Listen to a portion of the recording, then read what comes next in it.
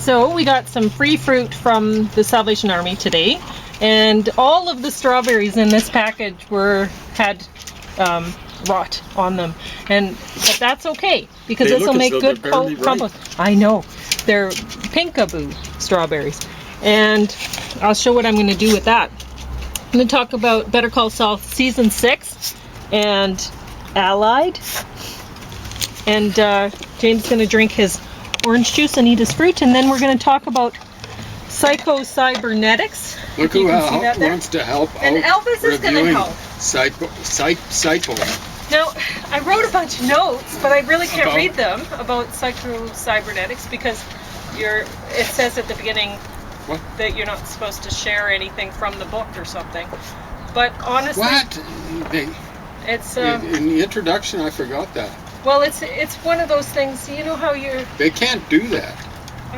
They don't have, like, if you're doing a review, you're allowed to quote portions. Okay. Well, I hope that's true. Because let's see what it says. Anyway. It's prohibited except with the use of any content, it says. Then there's a disclaimer. Okay. Well, bring it on, you chimps, because, you know, when you review something, the thing to do is to quote from it and not summarize. Yeah. And that's what we're intending to do here is a review. We're doing a book review. Now, I think it's actually going to be a semi-positive review on Pauline's part. Oh. I'm going to do my part to maybe counteract some of that, but go ahead. Well, anyway, that's what I brought out to be your cup. I did wash the table off, so you're okay with that strawberry that I knocked over. I'll talk about, I've reviewed Better Call Saul season 6 before. I picked it up from the library because I haven't seen Better Call Saul in a long time, and I love it. So honestly, there's one of the creators of the show is a guy called Peter Gould, and I was supposed to be a boy, but I don't know what made my parents think that I was going to be a boy, but in any case. And you were going to be called? Peter. So anyway, when I watched this show, I think, oh well, maybe if I'd been a boy I would have done something like this. But you know what? I am successful. I just haven't been recognized as other people haven't recognized that I'm successful yet. The important thing about being successful is not getting a lot of money out of doing whatever. It's actually deserving getting recognition, and presumably some of that might involve money. Don't go around thinking that people are successful just because they got money. There's all sorts of scumbugs who've been successes at ripping people off with money. And I guess that's what this show is about, right? About all sorts of people. That guy's he plays a real good weasel. He does. He's fantastic. Really, everybody that they got for this show, they did really well. I really like that one former cop. Yeah, he sounds really tough. He is awesome. And the cartel leader, he's a real creep. Oh, which one? Salamento? The one with the bell? He's scary. Well, both of them are. But the one that's really polished that owns the restaurant or whatever. Yeah, that's Frank. Yeah, he's scary. Yeah, he's scary. I love him because he's really OCD, and he's very good at his job. He's really good in this role, and the actor is in this role, and yeah, honestly, I like Better Call Saul more than the original Breaking Bad series. It took me a while to get into Breaking Bad because I'm not into this whole drug cartel sort of thing. You know, it's just like, what? You know, I'd heard about it and I'm like, who wants to watch a show about crystal meth people? It's like Trailer Park Boys. It took me a while to get into Trailer Park Boys because I'm like, really? They're making a show about Trailer Park? And it was like, if you haven't seen Trailer Park Boys, it's like Canada's answer to reality TV or something, but they, instead of setting it in, you know, some big mansion or whatever, and so and so is wanting to get married, and they're going to pick out a spouse and live in a mansion together or whatever. It's not that. It's like the opposite. It's, you know, these people are in a trailer park, and whatever.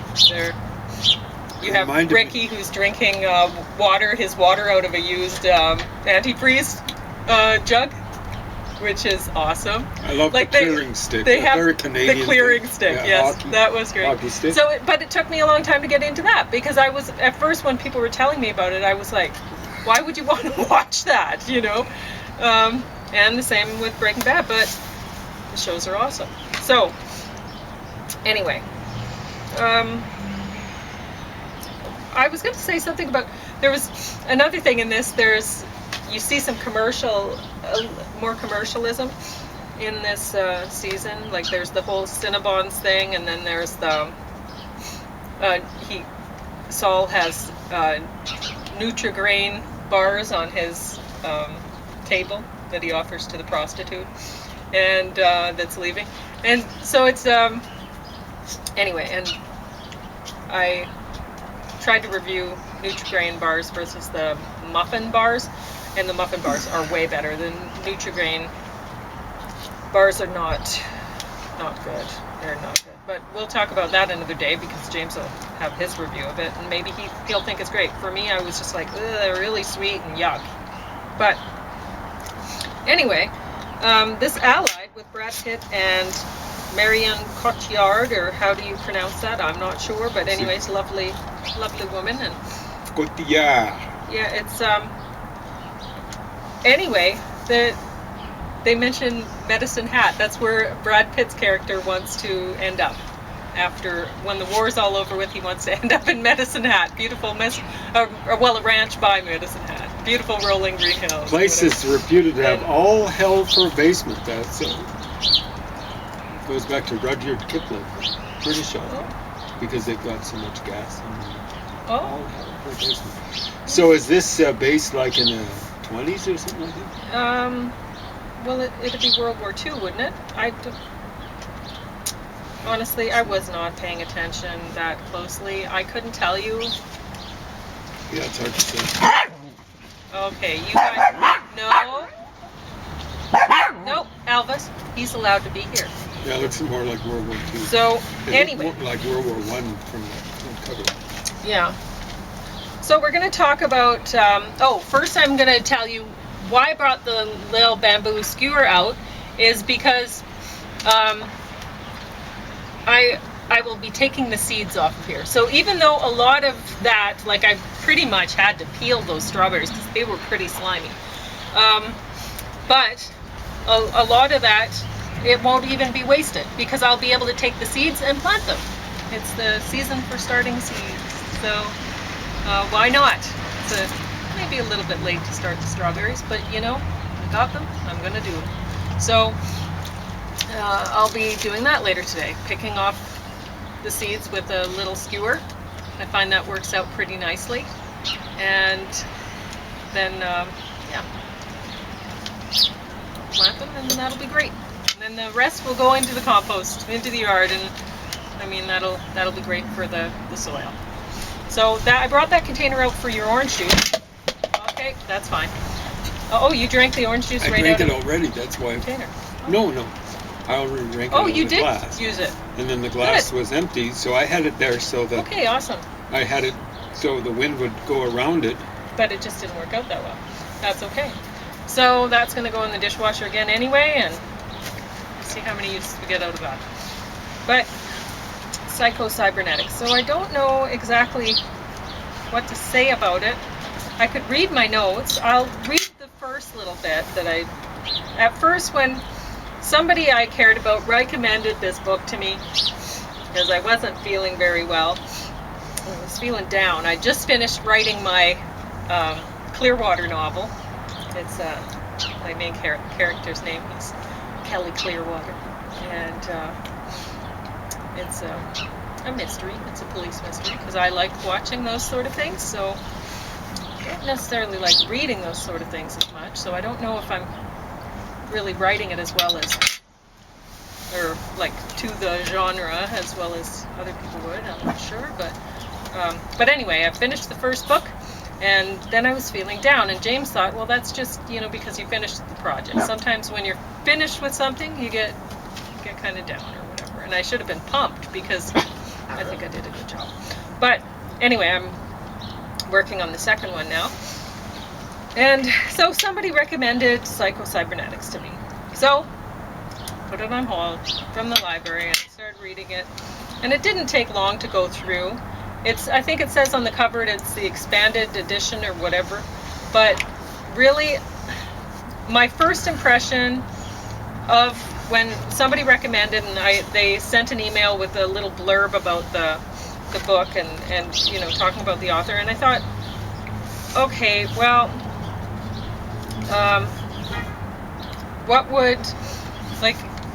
my impression was, what would a psychologist know about the brain or whatever? And sorry, not a psychologist. Plastic surgeon. Plastic surgeon. What would a plastic surgeon know about the brain? Psychologist, yeah, that would make sense. So anyway, I don't think they know that. I don't think they really know that much. I would actually trust a neurosurgeon or something like that to know more about the workings of the mind. Anyway, but so Matt Fury is the president of the Psycho-Cybernetics Foundation, and he's won a national title in college wrestling. And then what does he say? Okay, he says Jack. He uses a lot of first names in here, and well, the other guy, Maxwell Maltz, the plastic surgeon that came up with this whole Psycho-cybernetics idea, they use a lot of first names, and you're like, okay, well, this kind of sounds like, do these people really exist? Yep. And that was your impression too, right? Reading this, are these people just totally fictional? Back in the religion I was raised in, they used to have little pamphlets.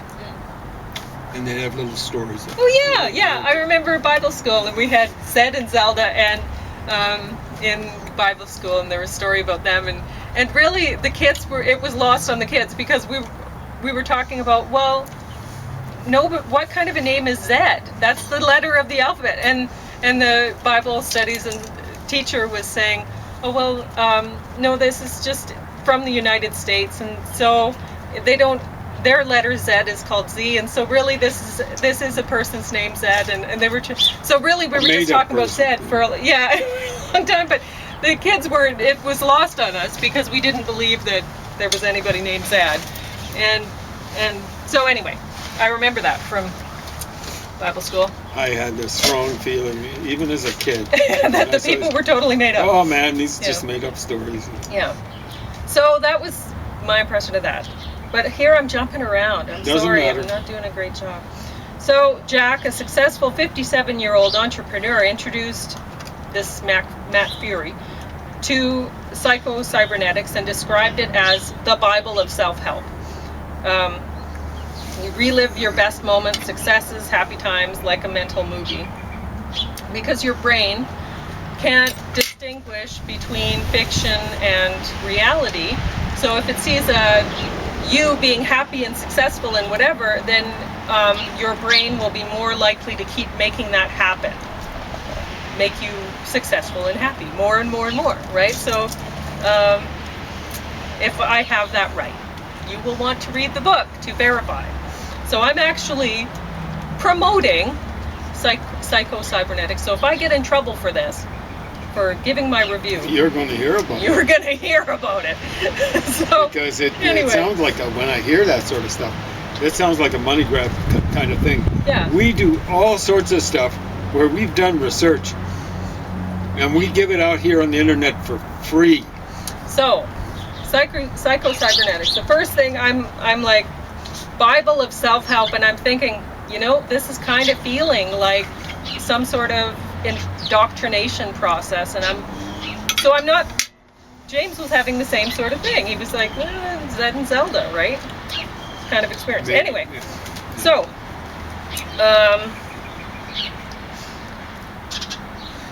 what was I going to say? Anyway, this Matt Fury ended up being the new leader of the Psycho-cybernetics. Whatever. Chief executive I don't officer. know how. I'm afraid it's I can't remember how that was. Largely a matter of money nowadays for these guys. But yeah. So, And he ended up having a lot of successes. He won a world championship in Kung Fu at 34 years of age. This is after And- he got into this stuff. Yeah. I gather as an adult, Yeah. and it was able to take him up. Mm-hmm. He'd already achieved at very high levels, but it was Yeah, able it to was- enabled him, according to him, and I believe it, enabled him to reach the top in a few disciplines. Yeah. So anyway, I have a bunch of things that I've written down here, but I'm not going to share those because I'm a little worried about the thing at the beginning of the book. So if you want to know how he, his self-hypnosis procedures or whatever, you can go ahead and read that in the book. And then basically his idea is, rather than, how you stress all the time, like I always say my greatest superpower is my ability to worry. I'm amazing at that. So my brain will just go around in worry circles, right?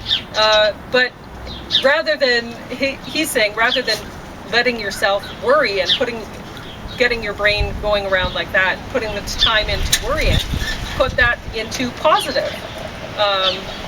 Get your brain working for you in a positive direction with all of that energy. So I think that's great. But honestly, I think I have a better process than he does, than the Psycho-cybernetics on my own that I've come up with. And I think my angels have helped guide me to have this process. So, and anyway, but that's me. That maybe you don't believe that, and that's okay. But I have tried this self-hypnosis thing, and I don't end up doing what it doesn't seem. It does help me relax, but I can relax without it, maybe better. And Without wasting I think time. I end up being more productive with the way that I do it rather than the way that he does it, but that's okay. I'm not saying that his way is wrong. It's certainly right for him. And maybe everybody has their own different way that they can just tweak it a little and go, oh, well, that works for them. But that gives me an idea of how I might. So maybe it's good to read his ideas and my ideas and a whole bunch of people's, and then come up with your own for what works for you. But so anyway, what was I going to say?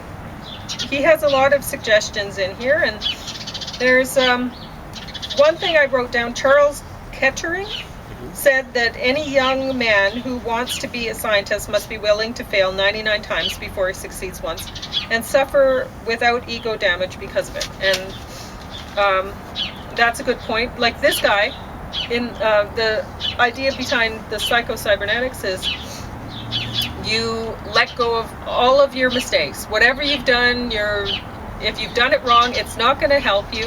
It was like a learning process to get you to succeed. You had to fail in order to succeed. But once you have once that has been useful, it is no longer useful. It needs to go. So you need to let go of your mistakes. I don't know if I've said that very well. I disagree with that strongly. And I disagree with that strongly too. So you gotta learn from your mistakes. Exactly. The thing is, what you want to avoid is you want to make sure that you're not paralyzed. Exactly. So you learn by them, but you're able to say, oh well, that's a part of the learning process, and just go with that, right? Just realize, oh well, that's a success that I made this mistake. I made this mistake, yay, because that means I'm learning, so just look at it a different way. But I don't actually believe you let it go. Anyway, so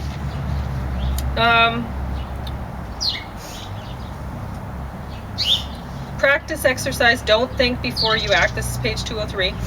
Correct your actions as you go along. Stop criticizing yourself. Make a habit of speaking louder than usual. Let people know when you like them. Compliment at least 3 people a day. Tell your spouse I love you at least 2 times a day. Stuff like that. There's some good things in this, but I don't know, making a point of a habit of speaking louder than usual and stuff like that, I don't think that's good. Maybe for some people, but... Well, I think that would help with breathing. I think it actually would work for most people. Oh, really? Well, they'd be breathing more deeply.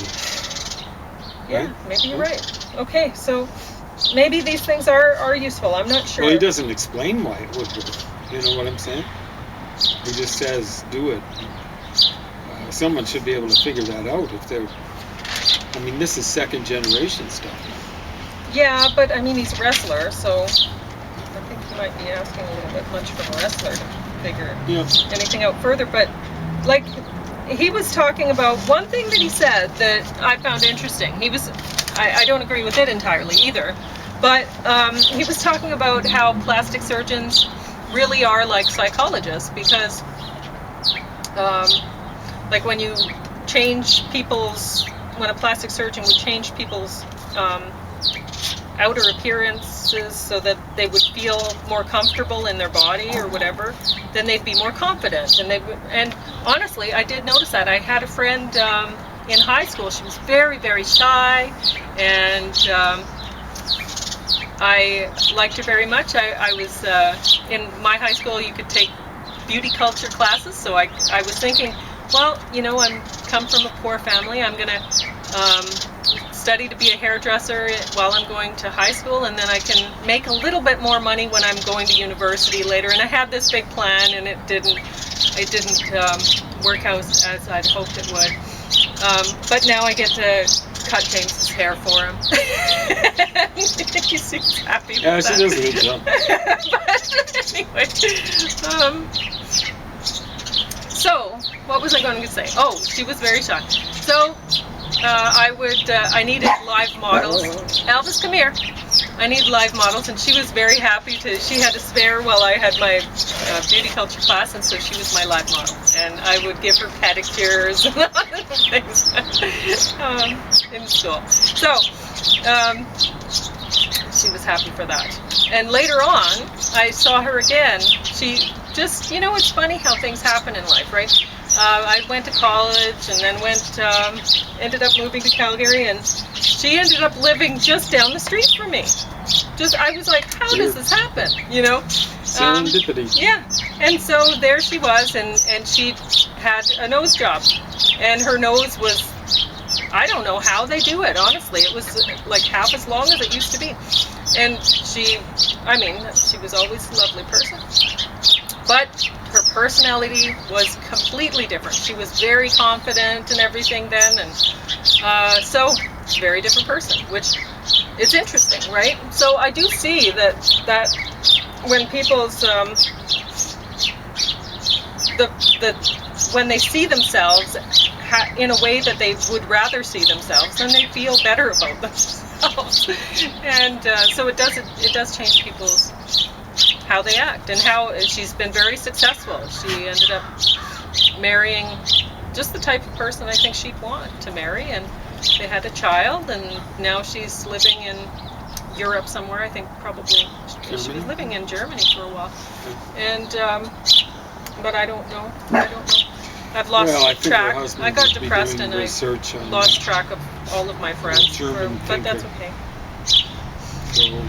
But she ended up doing very well. And she probably thought I was ignoring her, but I wasn't. I was just depressed. But anyway, that happens. So what were you going to say about Psycho-cybernetics to review it? Okay, the wrestler gives his own testimony. Mm-hmm. And, you know, you really shouldn't be operating on testimony 2 minutes. 4 and a half, whatever. People's testimony, you want to actually see studies based on statistics. At any rate, he gives his testimony, and I believe it. You know, he was already a fantastic wrestler, and all the Psycho-cybernetics did was enable him to go to the next step. Yeah. If you actually want to start from ground zero, Psycho-cybernetics are not going to help you out at all. Can you imagine? Oh, I'm going to hypnotize myself, and I'm going to be relaxed, and I'm going to start off on stage doing ballet. Or like I was telling James about dance. In my mind, when I imagine myself dancing, like a lot of the time I like, if I see people doing the Indian dancing, like in a Bollywood movie or something, I think, oh, I want to get up and just start doing that. And I realize that, like, I can picture myself doing that really beautifully like they do, but I know that I can't, right? So, and I don't have the back for it. If I even tried, that would not be a very good idea for me. I wouldn't be hiking this summer if I tried to do that this spring. So, like, I remember James, we'd watch belly dancing in the morning before we went to work, and I love doing that. But I didn't belly dance, I just loved watching it. And I know that I can't belly dance. And that's okay. Screw up your back. Didn't you try it for a while? I did. And James was like, don't do that. You're going to hurt yourself. I knew already before she started. Yeah. I've had back troubles, of course, even before I got the bone marrow cancer into the last stage. I knew. Yeah. There's some things that people shouldn't be doing. If you got back trouble, don't do yoga. You got back trouble. You tried that too, right? Yes, I did. But and again, before you started, I said, please don't. Yeah. Sometimes you gotta try things. At least you tried slowly. I try a lot of things. Well, but honestly, slowly. I think I feel successful for having tried things and failed at them because I tried. And that's great, because you can't not try. You have to try a whole bunch of things, and just don't try jumping off Niagara Falls. 99 times you fail, well, you succeed once, and that's great. So every time, and honestly, I've done some great things, and I will do great things, other great things, and I'm happy with that. Whatever, not everything that I do is great. Whatever, who cares? So yeah, tune in tomorrow or later on today, and I'll tell you how to actually. Not go the next step, but go all the way up. Yeah. From the bottom. Mm-hmm. Because Pauline did that using a program. I didn't really set it out really, really well because I was kind of improvising. But it could apply to any number of things. Start off slowly and work your way up. And it's a tough road to hoe. It's like a New Year's resolution that you got to keep on. Every day. You don't do new resolutions. You do a new resolution, a new day resolution. So really, this will work, the psycho-cybernetics stuff, as far as we can see, will work for something you already know how to do. And it'll help you succeed to greater levels doing what you already know how to do. So, his favorite say climbing a examples mountain. are speaking. I can tell you how to climb up the paths. We can go do Carthew Alderson together in Waterton. And we can go do it, and we'll get it done in a day. You just have to work up. You just go one step at a time, and you get there. But that's you all don't start that. But you don't start when you're crawling. That's not your first hike of the year, like July 15th. Exactly. Yeah. No, it's not you don't say, okay, well, I'm going to only do one hike this year, so that's the one I'm going to do. And I've met some people on the trail that they've said, this is the only hike I'm doing this year. And I'm like, and they were gosh. hurting at the end. They were young. Yeah. They're kind of lucky. Oh, you got 20 seconds. 20 seconds? Wrap it up. So tune in tomorrow. I'm going to tell you, or later on today, I'm going to tell you how to actually, this is real psycho-cybernetics, where you actually got to improve right from the beginning.